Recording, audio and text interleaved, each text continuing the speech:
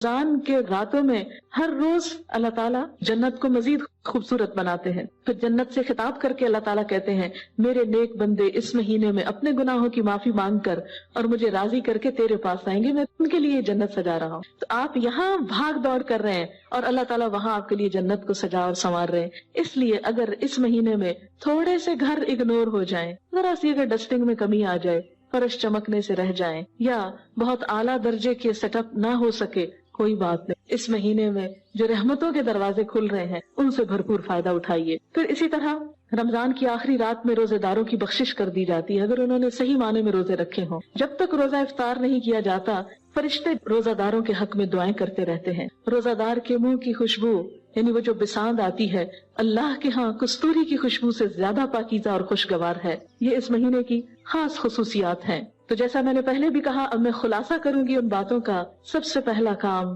روزہ رکھنا ہے.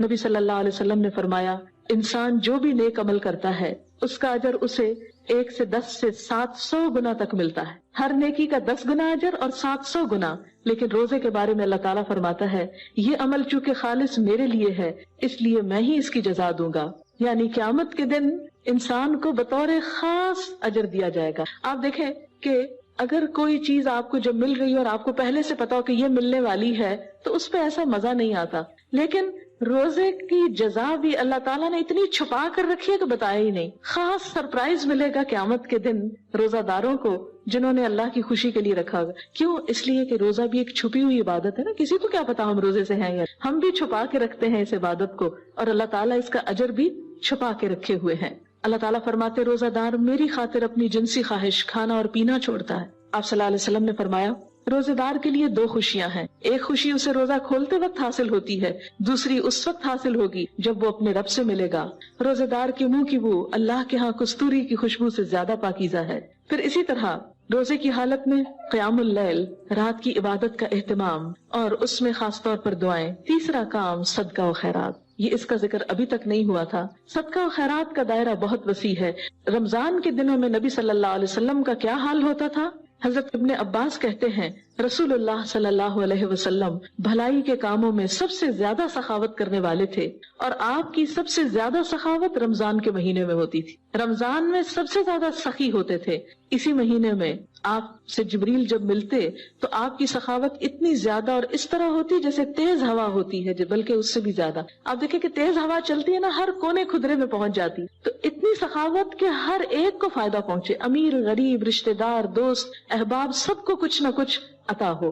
اور یاد رکھیں کہ روزے کی حالت میں جب صدقہ ہوتا ہے تو جو نفل ہم ادا کرتے ہیں وہ فرض کا اجر پاتا ہے, اور جو فرض ادا کرتے ہیں وہ 70 فرض کے برابر ہوتا ہے. اس لیے اگر انسان اپنی زکوٰۃ یا کوئی بھی صدقات نکالتا ہے اس مہینے میں تو اس کا اجر کئی گنا زیادہ ہے. اس کے علاوہ روزہ افطار کرانے پر جو آپ خرچ کریں گے اس کا بھی اجر کئی گنا ہے. پھر اسی طرح نیکی کے کام میں مثلاً آپ اپنے گھر سے یہاں تک آ رہے ہیں, گاڑی کا جو پیٹرول لگا رہے ہیں, یا آپ کسی کو بٹھا کے لا رہے ہیں, یا آپ کسی کا کرایہ دے رہے ہیں, یا آپ کسی کو کوئی پڑھنے کی چیز, سننے کی کیسٹ, کوئی بھی چیز آپ خرید کر دے رہے ہیں, تو اس میں کیا ہوگا کہ اس کا بھی آپ کو اجر و ثواب ملے گا, اور یہ عام دنوں کی نسبت کئی گنا رمضان میں زیادہ ہو جائے گا. اسی طرح فقراء, یتیموں, مسکینوں, ضرورت مندوں کو بھی نہیں بھولنا چاہیے. اور اسی لیے ہم سمجھتے ہیں کہ اللہ تعالیٰ نے جو کفارہ رکھا 60 مسکینوں کو کھانا کھلانا, یہ اسی لیے ہے. اور ویسے بھی روزے میں جب انسان خود بھوکا ہوتا ہے تو انسان سوچتا ہے کہ ہائے جو بھوکے ہیں وہ کیسے گزارا کرتے ہوں گے, تو ان کا خیال آتا ہے. اس خیال کو جانے نہ دیجیے, اس لیے غریبوں کے کھانے پینے اور ان کی ضرورت کا بھی خاص اہتمام کیجیے. پھر اسی طرح آپ دیکھتے ہیں کہ کثرت تلاوت, قرآن پاک کی تلاوت. پہلا روزہ رکھنا, دوسرا قیام اللیل, تیسرا صدقہ و خیرات, چوتھا قرآن سے شغف. کوشش کیجیے کہ صبح سحری کے وقت کچھ نہ کچھ بلند آواز میں قرآن کی تلاوت ہو. بلند آواز میں جب آپ کی زبان بول رہی ہے اور کان سن رہے ہیں اور دل محسوس کر رہے ہوں, اس کی تلاوت آپ کے دلوں کو خاص طور پہ نرم کرے گی. اچھا تو ہے کہ ایک پارہ پڑھ لیں تاکہ پورے رمضان میں ختم ہو جائے, لیکن اگر نہ کر سکے تو جتنا میسر آئے, کیونکہ قرآن پاک پڑھنے کی کوئی لمٹ نہیں. ہاں یہ کہا جاتا ہے کہ کم سے کم 3 دن میں پڑھنا چاہیے, لیکن وہ لوگ جو بہت قرآن کو سمجھنے والے ہیں وہ 3 سے بھی کم میں اگر پڑھ لیں تو کوئی گناہ کی بات نہیں. لیکن جو پڑھیں کوشش کریں کہ وہ دل پر بھی اترے, صرف زبان کی ایکسرسائز نہ ہو. ہر حرف پڑھنے کا 10 گنا اجر ہے, سمجھ کے پڑھنے کا کئی گنا زیادہ بڑھ جائے گا. پھر اسی طرح یہ ہے کہ قرآن پڑھتے وقت دل کے اندر اللہ کی محبت ہونی چاہیے. یہ ہم علم کسی کے مقابلے کے لیے، کسی کو نیچا دکھانے کے لیے یا کسی اور نیت سے حاصل نہیں کریں گے. یہ اس لیے کہ ہمارے دل اللہ کی محبت میں اور سرشار ہو جائیں اور ہمارے لیے اطاعت کا راستہ آسان ہو جائے. کچھ لوگ قرآن پڑھنے میں ڈرتے ہیں، وہ کہتے ہیں ہائے اگر پڑھ لیا تو ہمیں عمل کرنا پڑ جائے گا، اور وہ نہیں ہم سے ہوتا، اس لیے بہتر ہے نہ پڑھو. بات یہ کہ بالکل ہی ایسے ہی ایک طالب علم کی بات ہے کہ جیسے ایک طالب علم کسی اسکول میں داخلہ نہ لے کہ اگر میں نے داخلہ لے لیا تو پڑھنا پڑے گا اور پڑھ میں سکتا نہیں اس لیے میں جاہل ہی بھلا. کیا ہم دنیا کے معاملے میں یہ کرتے ہیں؟ آپ اپنے بچوں کو گھر بٹھائے ہوئے ہیں کہ ہائے بیچاروں کی شامت آ جائے گی، اسکول میں پڑھیں گے، ہوم ورک کریں گے، اتنی فیسیں دیں گے، گاڑیوں میں اتنی دور دور تک جائیں گے، تھکیں گے، بھوکے ہوں گے، پیاسے ہوں گے. کتنا ظلم ڈھا رہے ہیں. بٹھاؤ ان کو گھر میں، کیوں ان کو مشقت میں ڈالا ہے؟ اور بیچارے پڑھ لیں گے، جتنا پڑھیں گے اتنا ہی ان کو کام زیادہ کرنا پڑے گا، کیونکہ جتنی زیادہ پڑھائی ہوتی ہے، مثلا کوئی پی ایچ ڈی کر رہا ہے تو اتنا ہی ذہنی کام پھر بعد میں اور کرنا پڑے گا. کیا ضرورت ہے تھکنے کی؟ بہتر ہے جاہل ہی رہے. اچھا ہے، آرام تو کریں گے زندگی میں. تو کیا جاہل رہنے سے آرام ہو سکتا ہے؟ کبھی نہیں ہو. یاد رکھیے، قرآن سے جہالت جنت کے راستے میں رکاوٹ ہو سکتی، قرآن سے لا علمی اللہ کی رضا سے اور اللہ کے قرب سے دوری ہو سکتی ہے. یہ قرآن آپ کی مدد کے لیے آیا ہے کہ آپ اللہ کے قریب آسانی سے ہو جائیں. یہ قرآن آپ کو اللہ کی رضا حاصل کرنے میں مدد دے گا. اس لیے ڈرتے ہوئے نہ پڑھیے، شوق سے پڑھیے. آپ دیکھیں گے کہ جب آپ سنتے جائیں گے اور پڑھتے جائیں گے تو وہ کام بھی کرنے کی قوت ملے گی جو آپ اب تک نہ کر سکے. آپ کے اندر اتنا جذبہ بھر جائے گا. کہتے ہیں نا جب جو چیز بہت زیادہ اندر آ جاتی ہے وہ پھٹ پڑتی ہے، پھر تو جو بہت اللہ کی محبت اندر آتی ہے سارے بیریئر ہٹنے لگتے ہیں اور انسان سوچتا ہے کیوں اب تک میں اللہ کی خوشی کے لیے یہ نہ کر سکا، آج سے میں یہ کر رہی ہوں، آج سے میں یہ کر. آپ ایک مضبوط اور ایک بہترین انسان بننے کے لیے اس قرآن کو اپنا مددگار پائیں گے. اس لیے کوئی بھی اس سے نہ ڈرے، بلکہ وہ لوگ جو آج ڈر کے مارے نہیں آئے کہ ہمیں کہیں سن کر کچھ کرنا نہ پڑے، ان کو بھی بتائیے کہ جب سن کے کریں گے تو وقت تو اچھے کام میں گزرے گا، ورنہ ویسے بھی گزر جائے. اگر ہم نہیں کریں گے، مثلاً اگر آپ آج یہاں نہ آتے، کیا آپ کا یہ وقت بچ جاتا؟ یہ تو گزر جاتا.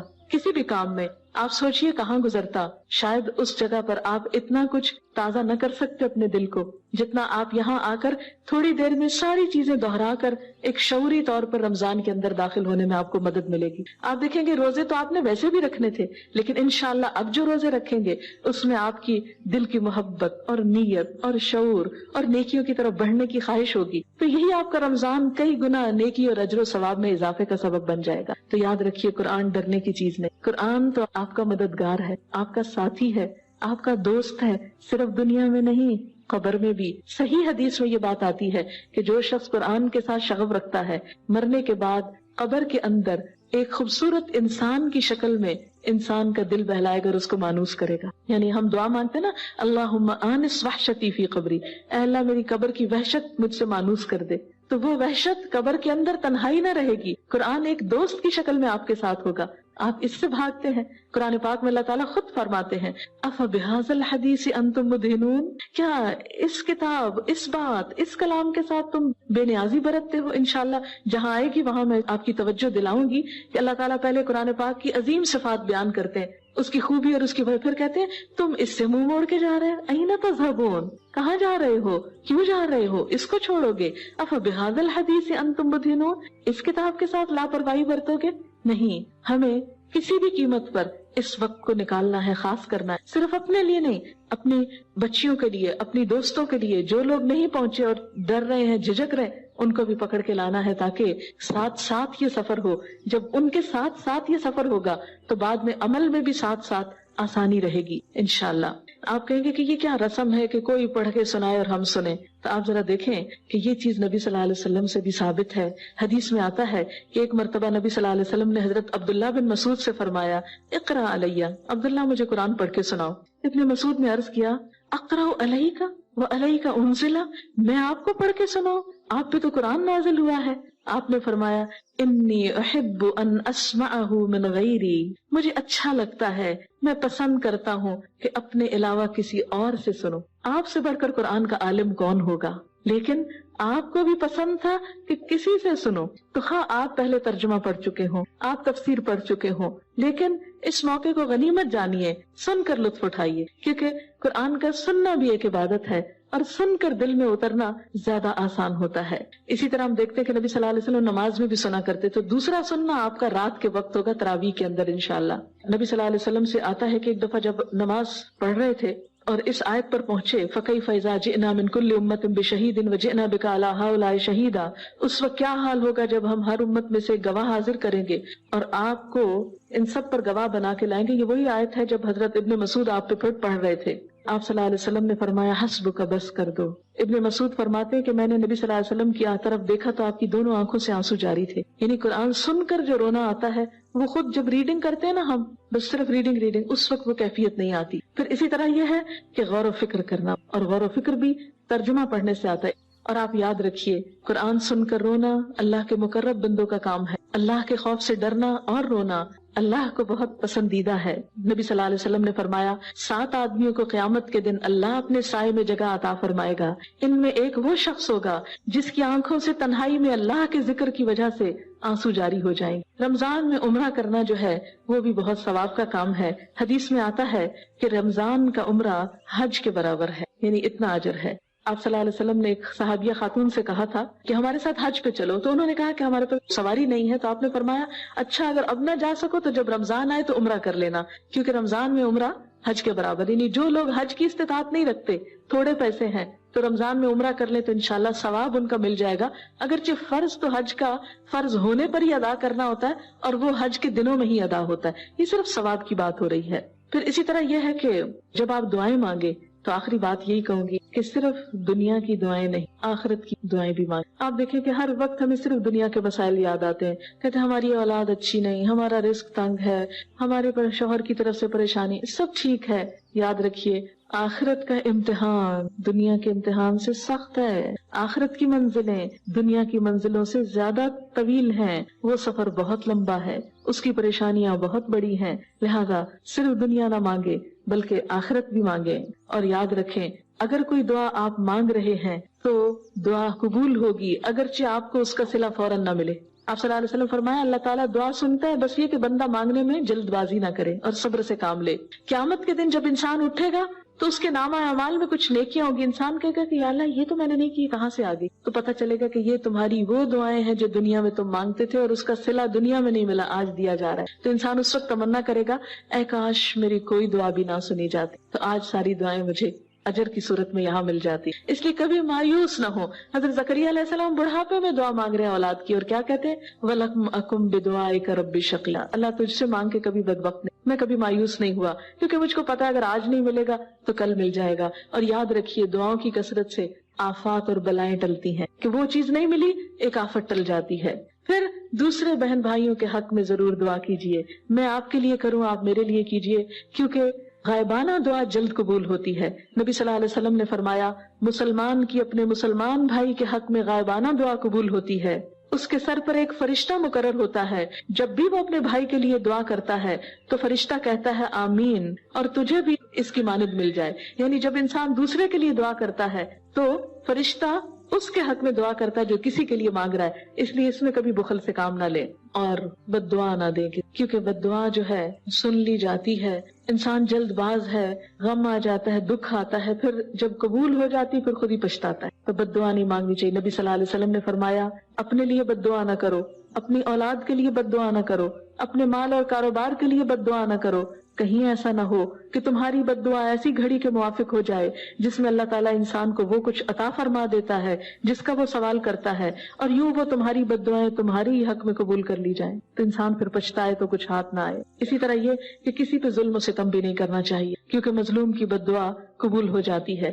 رمضان میں ایک اور آخری کام آپ نے کرنا ہے کہ اگر کسی پہ ظلم ہے، زیادتی ہے، سب سے معافی مانگی۔ کیوں؟ اس لیے کہ اگر کوئی انسان ناراض ہے تو ان عبادتوں کو ہم کس لیے کر رہے ہیں؟ اللہ تعالیٰ بھی اس وقت تک راضی نہیں ہوتے جب تک کہ بندے راضی نہ ہوں۔ والدین کے حق میں کوئی غلطی، کمی، کوتاہی ہو، بہن بھائیوں، دوستوں، رشتہ داروں، ان سے معافی مانگ لیں۔